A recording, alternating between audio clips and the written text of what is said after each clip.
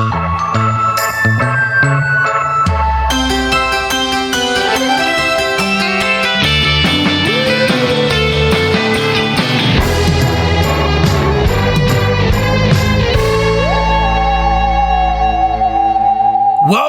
to another episode of Discograffiti's wildly in-depth Beach Boys series and Your Dreams Come True, where Brian Wilson freaks like you and me get our chance to delve deep into the barely believable history and prodigious discography of my favorite band of all time, and also coincidentally the best, along with a slew of over 50 top-shelf guests, ranging from musicians inspired by their work, family members, documentary directors, songwriting collaborators, Beach Boys authors, producers, touring band members, and for good measure, some of the Beach Boys themselves. I'm your host, Dave Gebrow, and special thanks goes out to co-producers Chuck Granata, Dennis Dykin, and Mark Freed, without whom this series would not have happened. And in this episode, we'll be turning our spray cans on the Beach Boys' Pet Sounds. The next entry in the Chuck Granata Pet Sounds interview series is Chuck's chat with David Wild, a contributing editor at Rolling Stone magazine. He's published books including Seinfeld, The Totally Unauthorized Tribute from 1998, and The Grammy Goes To, the official story of music's most coveted award from 2007. He is, I Say, How I Learned to Stop Worrying and Love Neil Diamond from 2009, and others. David hosted the Bravo television series Musicians and has written for the Grammy Awards since 2001, becoming a producer for the show in 2016. In 2022, his Naked Lunch podcast debuted, featuring a wide range of guests, including Graham Nash, Susanna Hoffs, Peter Frampton, Jimmy Kimmel, and many more. Here's just a few of the many things that David discusses with Discograffiti in this podcast. Why Pet Sounds is perfect, Tony Asher's incredibly commendable side gig, the reliance on Brian's inner child to produce greatness, and what Brian Wilson revealed as his favorite Beach Boys record to David.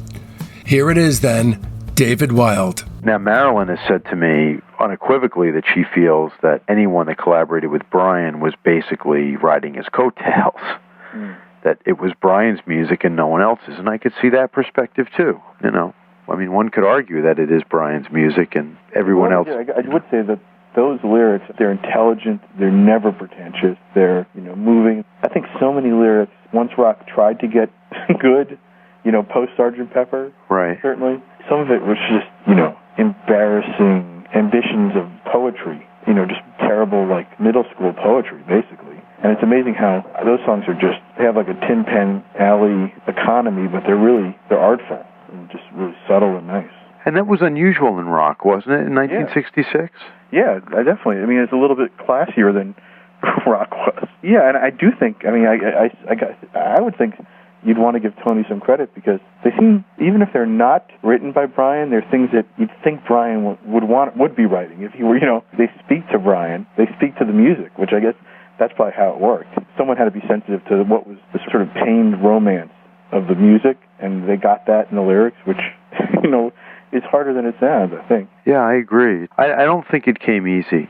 And Tony definitely, I give him a ton of credit. I have one whole section of the book is writing the album, and most of that is in Tony's words. I really wanted to give him that forum. Did Tony ever write with any other major writers after that? Not to this extent, no. I think he wrote a few songs, and he's been friendly with a lot of other.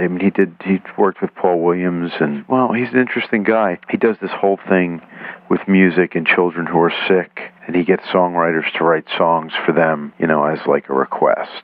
Very interesting, kind of benevolent thing. And he's gotten a lot of big songwriters. Jimmy Webb, some other people have written songs. And yeah, it's interesting. He liked to work with, he liked his work with children, and he worked with Brian, because that was... Right. Brian's like the I don't know how old Brian is right now, but there's still something either oddly or charmingly childish about him. You're right, and that's very true. Yeah, that's the thing is I don't think people were talking about their inner child in those days. Right. But Brian was his inner child was pretty close to the surface, it seemed like. It was almost like, he was kind of like bumping along, like he was into his music, but then in 1966, he could have just gotten passed off as like this kind of, artistic eccentric, I know one time, the first time I met him, it was like a Rock and Roll Hall of Fame induction year they got in. And I was in the press room, and I went up to him and I said, Brian, what's your favorite Beach Boys record? He goes, Keeping the Summer Alive. Wow, I mean... No. And then the second time I said, Brian, just to test him, I said, Brian, what's your favorite Beach Boys album? He goes, Pet Sounds. Is that funny? Like he just changed, you know? A friend of mine interviewed him, went to the house, and this is really what dissuaded me from pursuing it with any great, enthusiasm, and got nothing, and walked away with zero to use in this radio show. But one of the last things he asked, and he said to me, he said, I didn't even have the tape recorder was turned off, we were leaving, and I said, Brian, you always say Be My Baby's your favorite song. He said, but come on, really, what is your favorite song? And he goes, without hesitation, Brian went, What a Fool Believes by the Doobie Brothers.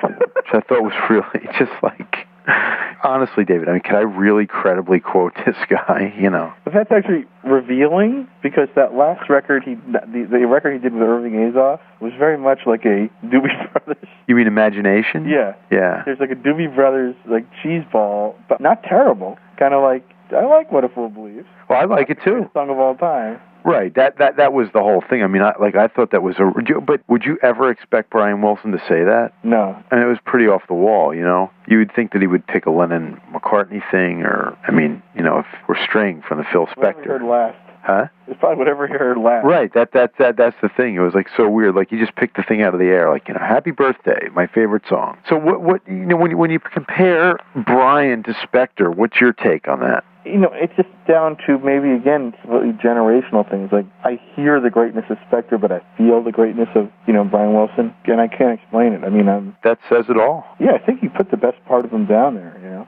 Oh, here's the other thing I wanted to ask you, too.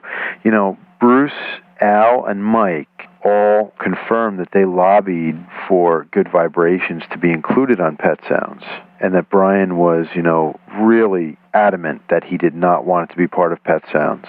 Now, in retrospect, I mean, I guess if it had been part of Pet Sounds, it would have made Pet Sounds on the level of Sgt. Pepper. Yeah. So what do you think of that? Should it have been included? What is it? Is it a missing link? Should it have been there instead of Sloop John B?